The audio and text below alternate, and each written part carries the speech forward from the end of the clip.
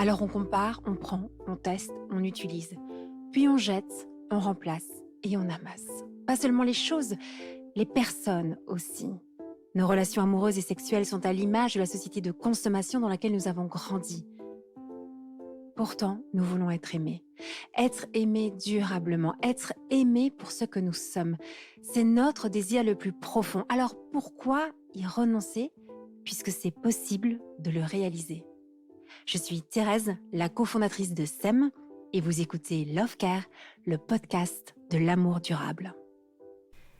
Elle aime son mari, ses enfants et sa famille. Elle aime le wingfall. Elle aime l'eau, le vent, la scène, les sorties, la fête, la danse, les bonnes choses.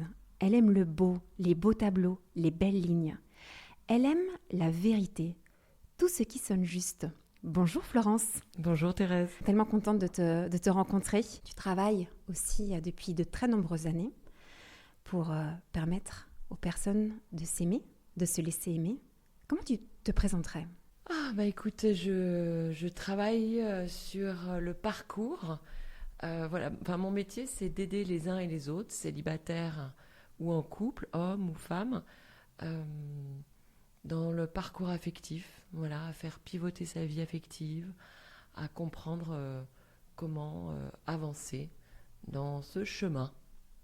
Voilà, franchir les étapes difficiles en étant extrêmement concrète. Mon métier, c'est d'avoir vraiment développé une méthodologie d'accompagnement sur la connexion émotionnelle, sur les prédispositions qui ouvrent à l'amour, et de comprendre qu'est-ce qui, dans notre schéma, vient couper cette connexion.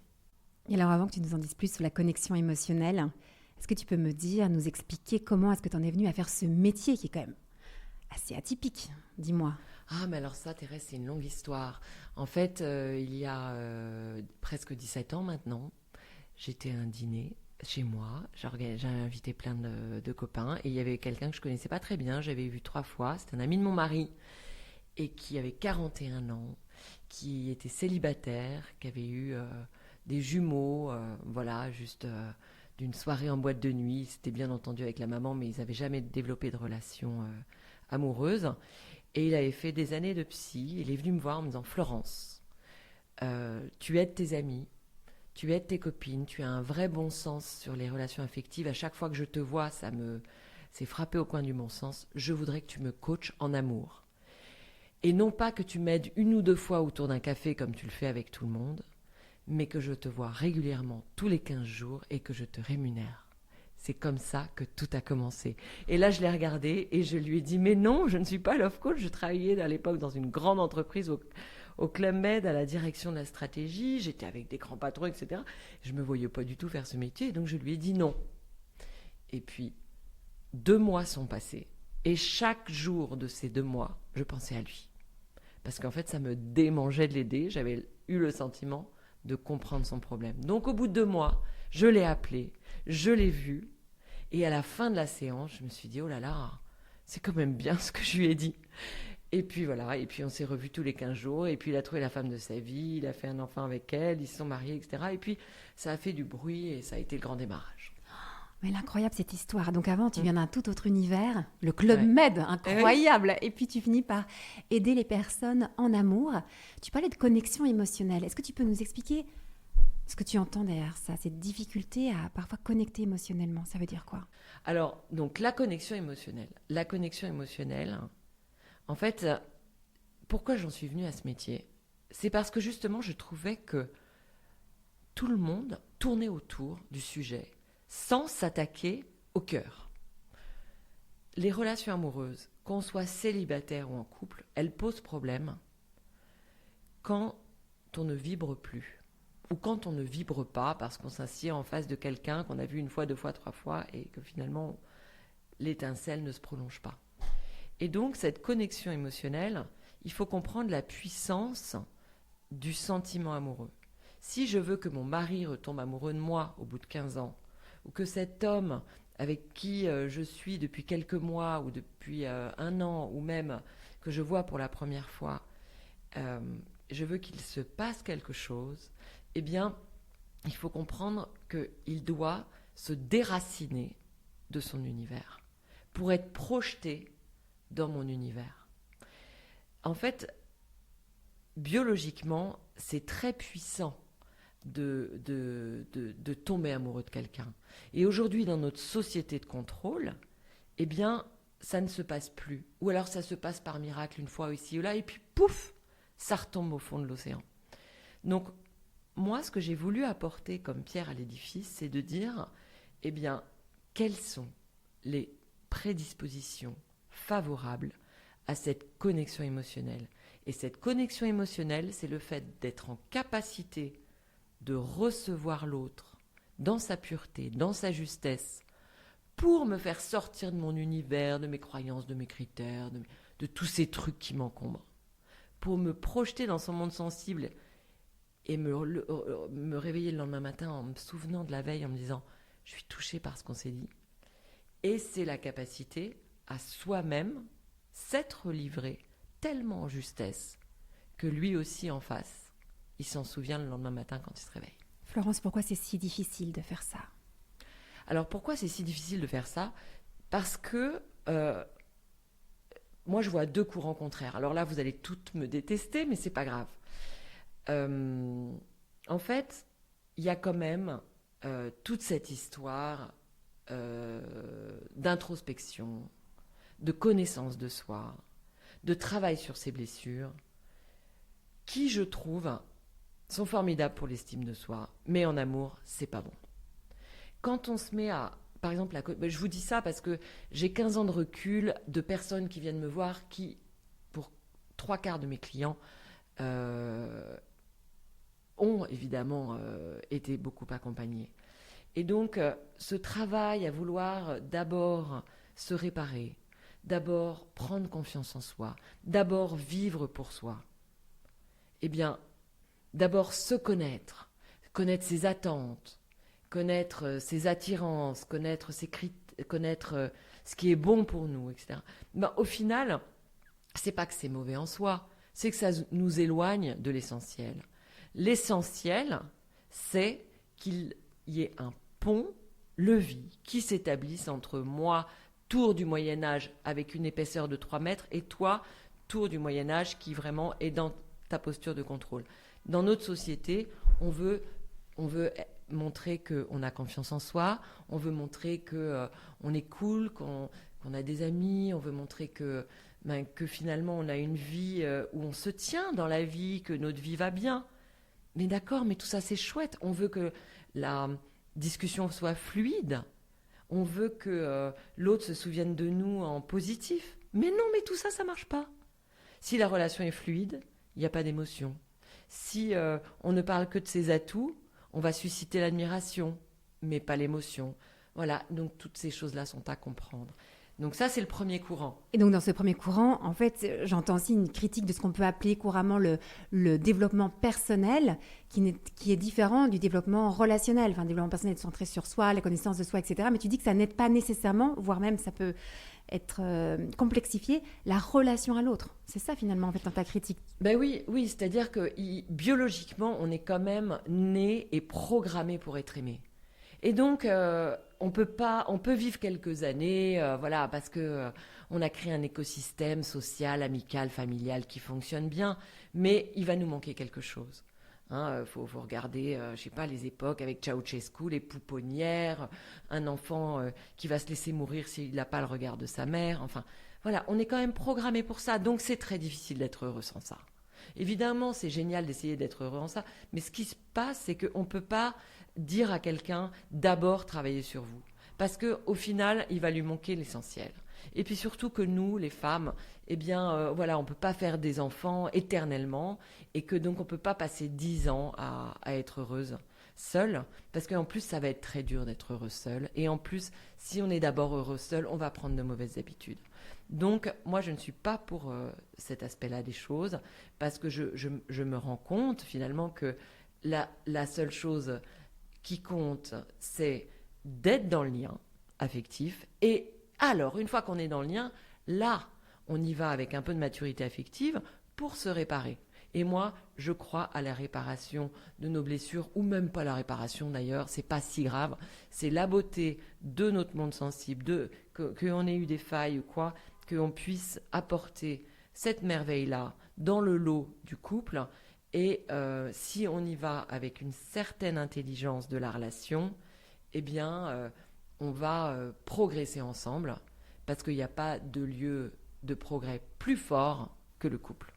Alors, c'est hyper intéressant ce que tu partages là, parce qu'on l'entend très rarement, un peu au micro de ce podcast Love Care, parce qu'on voit bien qu'il y a un fil rouge chez tous nos intervenants, et donc c'est bien ce que tu le redis avec tes mots à toi, c'est très pertinent ce que tu dis. Et tu dis, on va te détester, parce que c'est vrai que c'est une critique, d'une certaine façon, une remise en question d'un mode de fonctionnement qui est très répandu dans notre société occidentale. Merci de nous le dire. Il y avait un deuxième point que tu disais, une deuxième cause à cette difficulté à connecter émotionnellement avec l'autre. Oui, donc il y a ce courant. En fait, il y a le courant du développement personnel, de l'idée qu'il faut avoir confiance en soi. Si je montre ma confiance en moi, c'est de toute façon, a priori, je vais être dans une posture de contrôle. Parce qu'on est nombreux à ne pas avoir confiance en soi. Voilà. Et l'autre, c'est plutôt cette idée que je dois d'abord réparer mes blessures. Donc, c'est le courant du développement personnel, et ensuite, c'est tout le courant de la psychologie. Voilà. On ne peut pas dire à tout le monde qu'il faut aller chez le psy. En revanche, je pense qu'on peut dire à tout le monde d'être éduqué affectivement. Avant, ça se faisait par le rabbin, le prêtre, la mère, la grand-mère. Évidemment, le schéma patriarcal a explosé, et donc tous ces conseils ont explosé aussi, puisque nos mères, elles ont été elles-mêmes intriguées souvent dans les problèmes affectifs. Les enfants que nous sommes ont parfois vu les problèmes de leurs parents, et donc on part tous non seulement on part d'une feuille blanche, puisqu'on ne nous apprend plus rien, et en plus, le modèle n'existe pas. Le modèle patriarcal de l'époque, il avait un avantage, c'est que il y avait des chaussures dans lesquelles on rentrait. Donc, c'était pas des top chaussures, mais bon, au moins, on se posait pas trop de questions. Là, aujourd'hui, on part d'une feuille blanche, et le modèle, il y en a pas. Donc, on est dans une époque super ambitieuse. Moi, je trouve que je suis heureuse d'être née dans cette époque, parce que c'est magique. On est en train de construire ce nouveau modèle, et moi, j'œuvre à le construire. C'est ça mon ambition, c'est ça mon objectif, et je pense qu'on est en train d'y parvenir là au sein de Love Intelligence. Mais voilà, soyons dans le lien dès le début, et dans l'expérimentation pour vivre notre époque, et pas essayer de regretter qu'il y ait trop de féminisme, ou que les hommes ne soient pas comme ci ou comme ça. Ce qui compte, c'est de vivre avec l'époque que l'on traverse. Donc on voit bien ces deux courants dont tu parles. Et donc, toi, tu as créé une entreprise, Love Intelligence. Qu'est-ce que tu fais au juste ? Les gens arrivent chez toi, pourquoi et comment, très concrètement, tu les aides ? Alors, quand j'ai créé Love Intelligence, donc le 1er janvier 2007, donc il y a plus de 15 ans maintenant, ma volonté, c'était d'asseoir une méthodologie d'accompagnement qui pouvait être répliquée au plus grand nombre. Parce que ce que je voulais pas, c'était juste recevoir des hommes, des femmes, des célibataires ou en couple ici. Ce que je voulais, c'était vraiment transmettre ces dispositions favorables pour retomber amoureux de son conjoint, pour passer une crise difficile en couple, ou pour trouver l'amour en quelques mois. Parce que quand on comprend ça, franchement, quels que soient nos blocages, on peut tout franchir. Donc, mon travail, il a été au sein de Love Intelligence, d'écrire beaucoup d'articles. On a plus de 1000 articles sur Love Intelligence. Et puis, j'ai commencé à former ma première coach, qui était psychologue, et puis une DRH qui a voulu faire ce métier. Ces deux personnes-là travaillent toujours pour Love Intelligence depuis 15 ans maintenant. Et puis, ensuite, j'ai formé une ou deux autres personnes. Mais c'était pour les besoins de Love Intelligence. Donc, on a créé des masterclass aussi. Il y a une masterclass pour les personnes célibataires qui s'appelle la méthode Florence. Il y a une masterclass pour le couple qui s'appelle Fantastique Couple. Et puis, il y a 3 ans et demi, 4 ans, je passais sur un passage clouté. J'ai failli me faire écraser. Et je me suis dit, oh là là, si tu t'étais fait écraser, t'aurais pas transmis à des professionnels autres que les 3-4 personnes que tu as formées pour les besoins de Love Intelligence, alors que j'avais en fait à peu près 50 candidatures de professionnels qui voulaient être formés. Mais je me disais, oh là là, je me sentais... je voyais pas très bien ce que ça voulait dire que de former des professionnels en dehors de Love Intelligence. Et ça, cette histoire de passage clouté, ça fait exploser mon blocage et j'ai ouvert la formation à l'extérieur. Voilà. Et donc depuis, on est à plus de 130, on est à 140 personnes formées. Donc c'est une formation de 6 mois à raison en présentiel ou en distanciel avec un certain nombre d'heures par mois. Et donc dedans, il y a tout. Il y a même eu un psychiatre qui veut faire la formation. Il y a un médecin, il y a des psychologues, il y a des thérapeutes, des sociologues, mais aussi des gens qui viennent il y a eu 2 personnes jeunes qui viennent de l'école et qui veulent aider leur génération. Il y a des personnes qui viennent de la direction des achats, une DRH, une infirmière. Enfin voilà, c'est très éclectique. Donc moi, ce que j'entends dans ce que tu me partages, c'est que ce qui t'anime, c'est de donner des outils très concrets pour répondre à des problématiques de la vie, on va dire, courante. Vraiment, il y a quelque chose de très pragmatique dans ton approche. Comme si tu avais fait cette observation qu'il nous manquait une formation de base ou des outils de base pour aimer et se laisser aimer. Il y a quelque chose de cet ordre-là. C'est-à-dire que comme si tu viens compenser un manque d'éducation, de formation. Dans Love Intelligence, il y a un peu cette idée de former les intelligences aussi à l'amour. Comment est-ce que tu... Oui, déjà, c'est de lutter contre ces 2 courants qui sont très forts et très puissants, qui peuvent être de temps en temps, qui peuvent nous amener à rester un peu dans notre coquille, à être trop dans cette connaissance de soi. Et donc, il y a des centaines de croyances, mais ça va être sur les sites de rencontres, sur moi, sur la femme, sur moi dans la relation. Tu peux me donner un exemple, par exemple, quand tu dis des croyances qu'on peut avoir, que tu vas déconstruire? Oui, tu vois, par exemple, si ma croyance, c'est que il faut que l'amour soit fluide, eh bien, je vais m'adapter à l'autre. Je vais faire plaisir. Si j'ai 50 ans et que je suis bien éduquée, etc., je ne vais pas vouloir ruer dans les brancards. Et donc, par exemple, le type, imaginons, je fais un rendez-vous via Tinder ou Théotokos ou je ne sais quoi. Eh bien, je vais être là en face de lui. Et ce que je veux, c'est que s'il parle de quelque chose, je sais pas moi, la montagne, je vais lui montrer que moi aussi j'aime bien la montagne. Je vais vouloir raisonner avec ses personnalités. Je vais lui montrer que moi aussi j'ai cet éclectisme que lui a. S'il me montre cet éclectisme, en fait, je vais aller dans son sens pour lui montrer que je lui corresponds. Et ça marche pas. Pourquoi ça marche pas? Moi, je me souviendrai très bien, c'était il y a 8 ans, il y a une femme qui était arrivée, qui m'avait dit « Oh Florence, je sors d'un rendez-vous. Ce rendez-vous est tellement génial que je viens vous voir pour que ça marche. » Et elle m'a raconté le rendez-vous et je me suis dit « Il ne va pas la rappeler. » Et c'est exactement ce qui s'est passé. Parce qu'en effet, le rendez-vous était super. C'était fluide, c'était sympa, ils avaient bien parlé.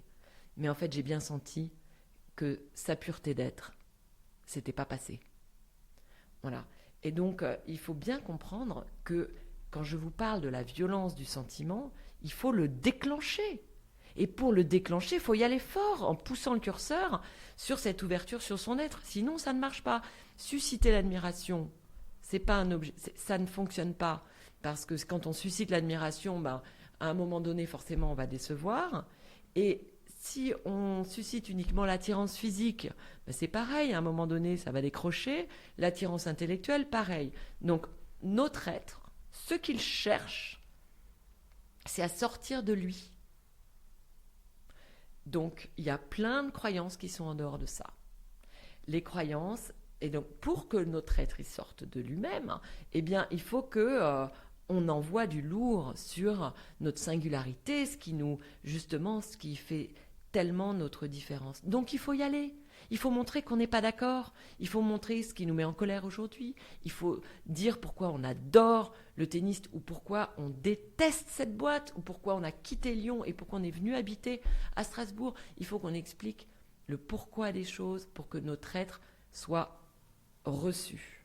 C'est ça que tu appelles la pureté d'être? La pureté d'être, c'est évidemment très concrètement lié à nos rêves, à nos moteurs, à nos épreuves et à nos besoins physiologiques. Et c'est surtout pas ce que l'on fait dans la vie, c'est surtout pas nos convictions profondes. On s'en fout de nos convictions, parce que si je te montre mes convictions, je vais chercher à te convaincre. Si je cherche à te convaincre, j'enferme le dialogue et mon canal émotionnel, qui se nourrit de magie émotionnelle, de moments de flou, de vide, etc., il ne va pas pouvoir s'installer. Voilà. Donc, imagine toutes les croyances qui viennent contre ça. Donc, la croyance, c'est il faut d'abord bien savoir ce qu'on veut en amour. Non. Parce que je suis assez d'accord, évidemment, sur le fondamental de cette croyance-là, mais il faut surtout savoir se laisser surprendre par un être. Le nombre de fois dans mes coachings, dans mes accompagnements, où là, tiens, encore ce matin, là, j'avais la supervision de celles qui se sont fait former l'année dernière. On travaillait sur un cas d'une fille qui s'appelle Constance. Et en fait, cette Constance, elle se rendait compte que tous ces critères, elle pouvait les envoyer bouler. Parce que dans la relation qu'elle avait avec son Jérôme, ce qu'elle aimait, c'était rien, ça n'avait rien à voir avec tout ce qu'elle avait énoncé. Ce qu'elle aimait, c'était sa joie. Voilà, donc oui, il était pas dans tout, il ne cochait aucune case, mais il cochait la case de la joie. Et ça valait de l'or. Alors qu'il n'était pas de son niveau social, qu'il n'était pas de son... Voilà, elle avait tellement de choses qui la bloquaient, mais il avait la joie. Là, tu parles aussi de la première rencontre pour des personnes qui seraient célibataires et qui désirent l'amour. Et tout à l'heure, tu expliquais aussi que toute cette méthode, cette compréhension du fonctionnement de la connexion émotionnelle peut servir aussi à des couples mariés. Mais alors comment, quand on est marié depuis quelques années, on sait bien, comme dit Beck Bédé, l'amour dure 3 ans. Mais pas l'amour qui dure 3 ans, c'est le sentiment amoureux qui dure effectivement que quelques années, parfois moins que 3 ans. Quand la courbe tombe, diminue, voire on ne ressent plus de sentiment amoureux pour son conjoint, qu'est-ce qu'on fait ? Oh là là, mais c'est bien normal de plus ressentir de sentiments amoureux pour son conjoint. Moi, ça m'arrive tout le temps. Mais ça m'arrive quoi ? Je sais pas, toutes les semaines, hein, honnêtement. Et Dieu sait que j'aime mon mari, mais de temps en temps, je sens que ça tombe, voyez. Donc, reconvoquer l'état amoureux, quand on est en couple depuis 5 ans, depuis 3 ans, depuis 15 ans, depuis 20 ans, c'est possible. C'est possible comment ? Eh bien, c'est possible dans un espace où l'autre va recapter notre être. Ça veut dire quoi ? En fait, la lumière d'un être, il passe par sa vulnérabilité, par son monde sensible. Moi, vous voyez, si un soir, je me mets vraiment à me confier sur ce qui m'a plombé, ou sur ce dont j'ai peur, ou sur une épreuve où je me suis sentie minable, eh bien, déjà, ça va ouvrir l'espace de l'utilité de l'autre. Parce que c'est pas inutile de le rappeler, mais on a besoin de se sentir utile. Attends, pause, parce que ça c'est à mon avis très important, parce que c'est complètement en décalage avec ce qu'on vit à notre époque. On dit on a besoin de se sentir utile pour créer cette connexion émotionnelle, alors que aujourd'hui on en dit quand même que l'indépendance, le fait d'avoir besoin de personne et de surtout pas être dans une dépendance avec l'autre, c'est ça l'idéal de vie. Là tu nous dis non, en fait c'est important que l'autre se sente utile. Ah oui, mais tu sais, le lien, il fonctionne...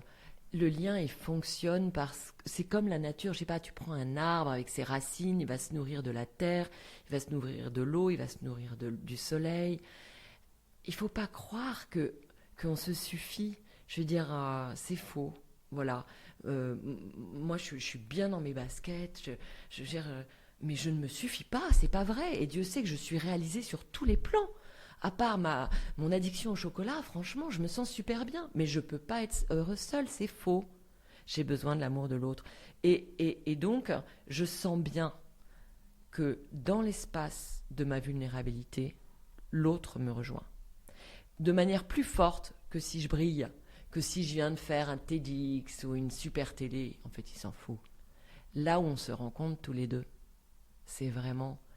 Quand en fait, c'est comme les racines de l'arbre, on se retrouve avec 1000 petits filaments parce que, en fait, on est dans une pureté d'échange, on exprime nos doutes, nos questionnements et c'est juste magique. Parce que l'autre, là, il l'accueille et oh là là, on sait pourquoi on est ensemble. Voilà. Mais justement, tu n'as pas peur que cela crée une sorte de dépendance affective ? Bon. Qu'est-ce que tu en Non. penses de ça? Parce que tu l'entends comme moi partout. Moi, on nous fuck dit... la dépendance affective. Ah, ça m'intéresse. Non, mais Ça, jamais en citation. Fuck la dépendance affective. Pourquoi fuck? Dis-moi, ça m'intéresse d'avoir ton point Mais de vue. pourquoi? Parce qu'on ancre les gens dans des schémas. Tu vois, moi, j'ai pas quelqu'un ici qui vient sans me parler de sa dépendance affective. C'est pas comme ça qu'on résout les problèmes. Les gens, ils se les trimballent pendant des années.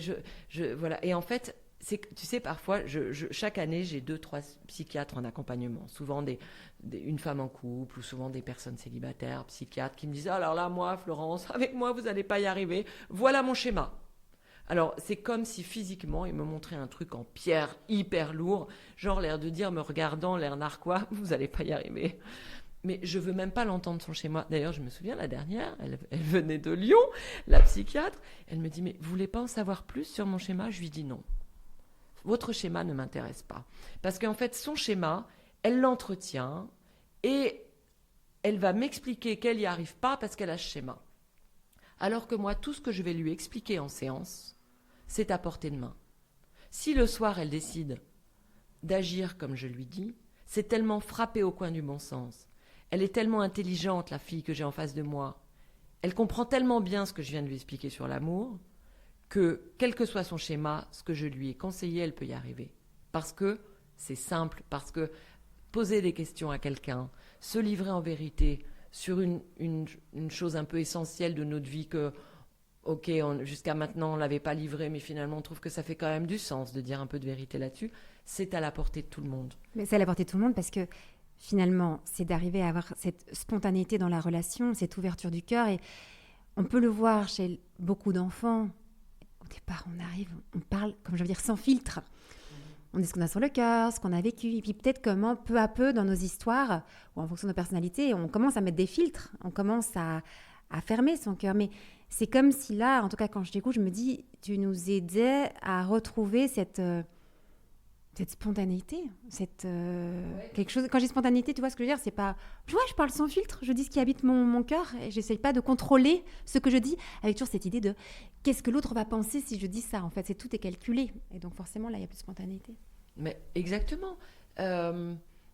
Beaucoup de personnes que j'accompagne vont me dire, ah mais je vais quand même pas dire que j'ai 41 ans et que j'ai envie d'un enfant. Ben si, puisque c'est vrai et que c'est le point fondamental de votre vie. Ça va être encore pire que de le cacher. Ou là, j'aime bien l'exemple de cette fille qui avait un frère schizophrène qui était décédé 4 mois avant qu'elle me vienne. Elle me dit, je suis en accompagnement en psy. Ma psy m'a dit surtout, vous ne parlez pas de votre frère schizophrène. Parce que le frère schizophrène, il avait eu des actes de violence terribles. Elle avait porté son frère toute sa vie.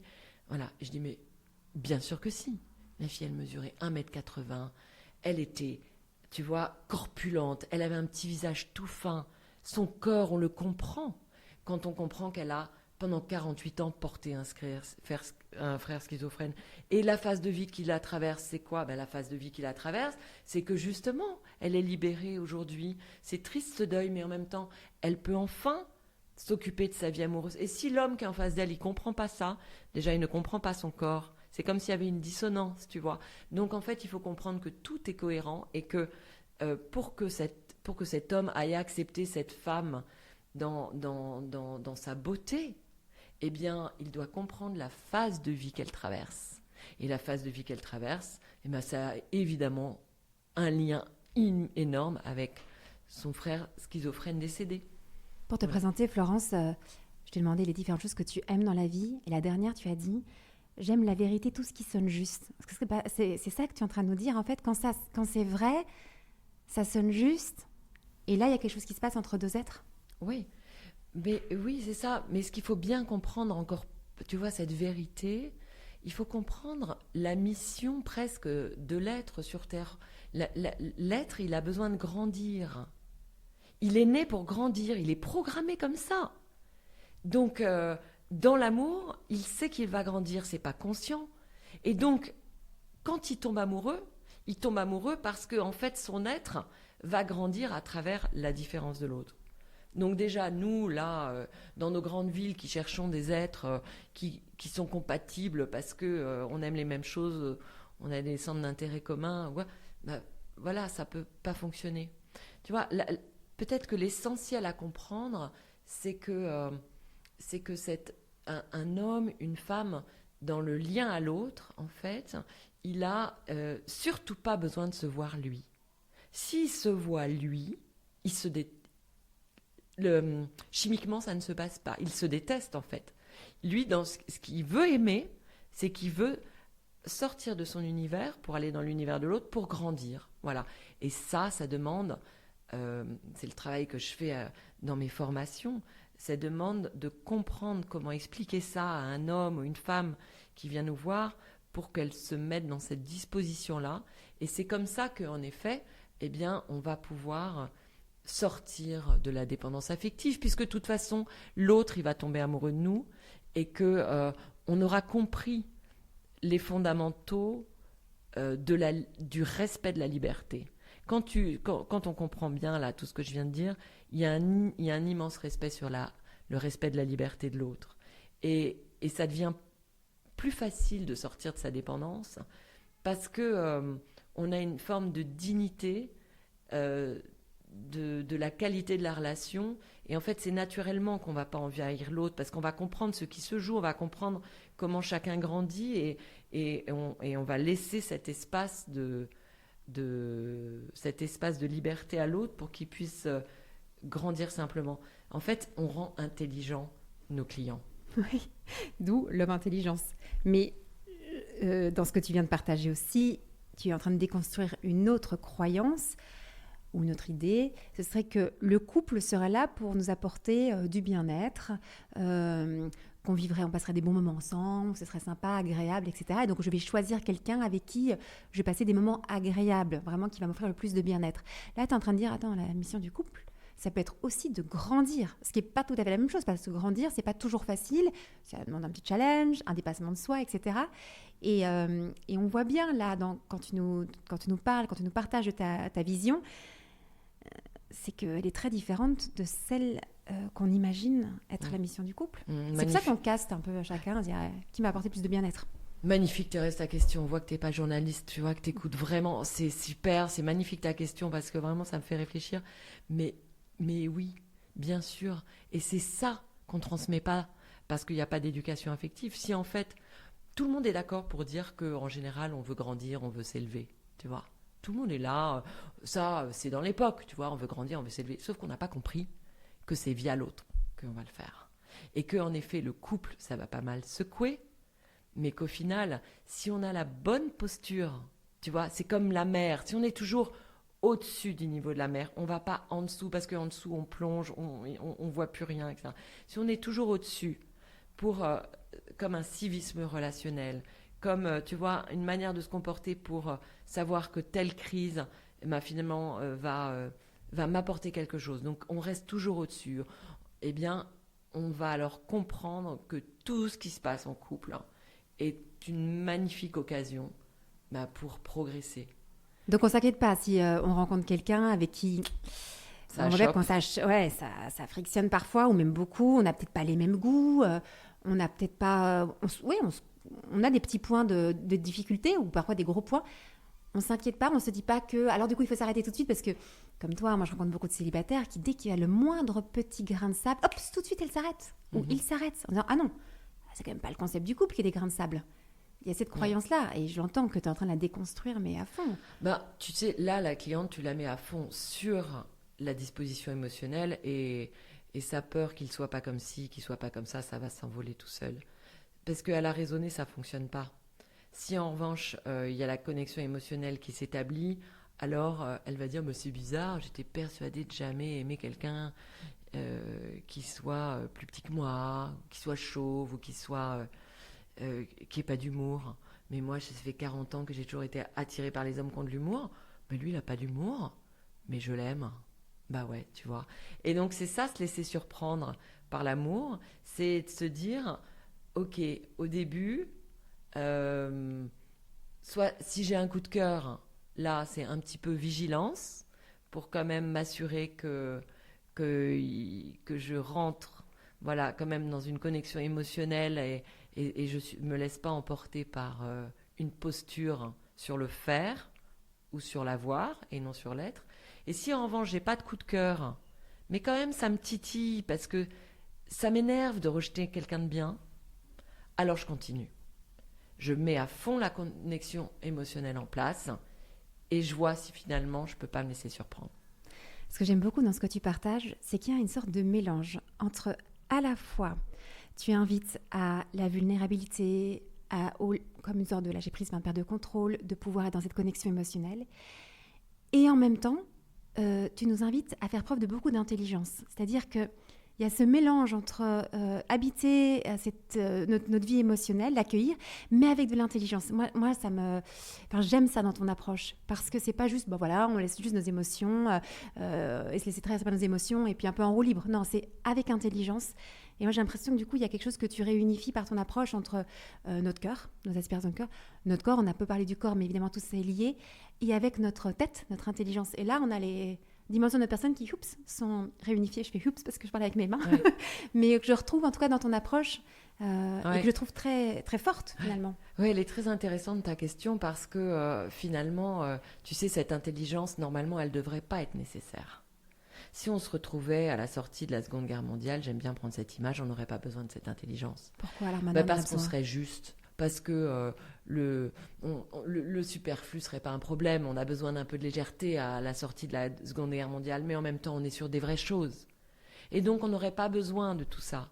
Mais aujourd'hui, il faut de l'intelligence pour lutter contre toutes les conneries. Voilà. Il faut de l'intelligence pour tout le temps se remettre au centre, se mettre au centre de ce qui compte et se laisser pas polluer par toutes ces injonctions de la société. Parce que sinon, faut reprendre Jean-Jacques Rousseau, l'amour c'est naturel, on n'aurait pas besoin de tout ça. Si, tu vois. Ouais, je vois très bien ce que tu dis. Donc heureusement, c'est ma réponse à ta question. Merci de faire ce métier et ce travail. Ça m'éclaire aussi beaucoup ce que tu dis dans ces injonctions de la société et qu'on doit mettre de l'intelligence aujourd'hui. Ça fait écho à des discussions que j'ai souvent avec ma grand-mère. On parle beaucoup des relations d'amour et ma grand-mère, elle a 96 ans maintenant, peut-être plus.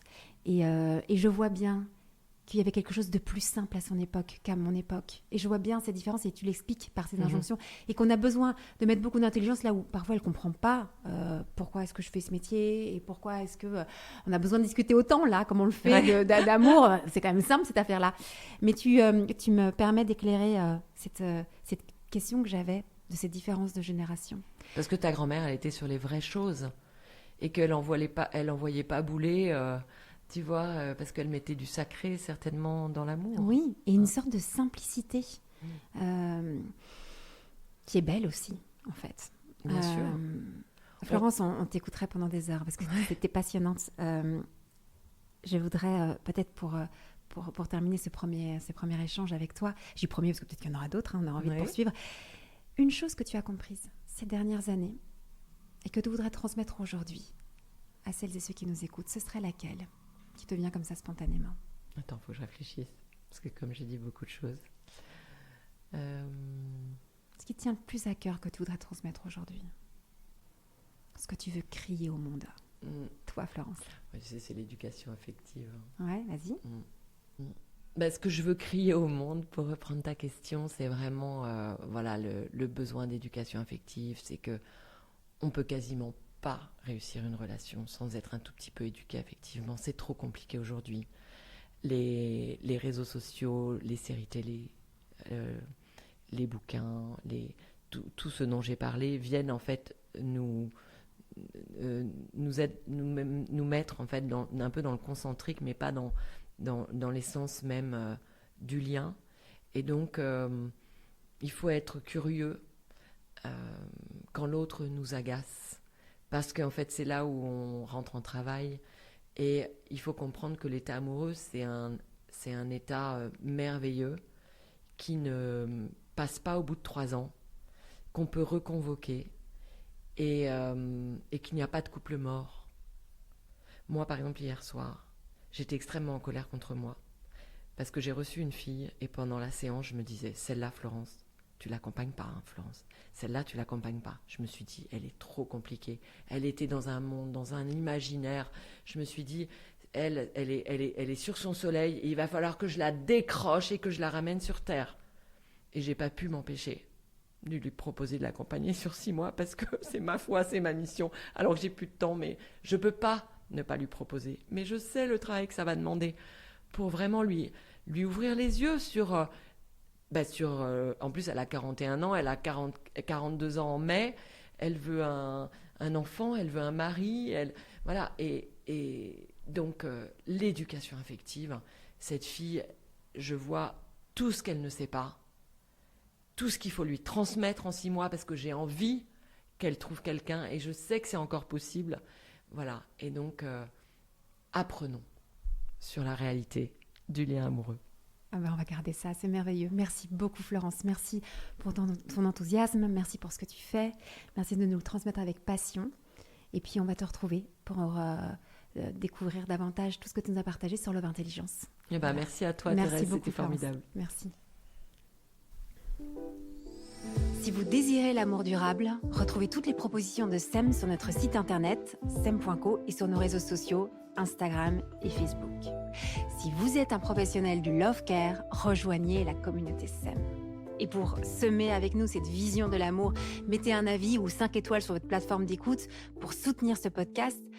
Venez signer notre manifesto et surtout, parlez de SEM autour de vous. Parlez-en à vos amis, à vos familles, à vos collègues qui ont tant besoin d'être outillés et accompagnés pour vivre leur désir le plus profond, aimer et être aimé durablement.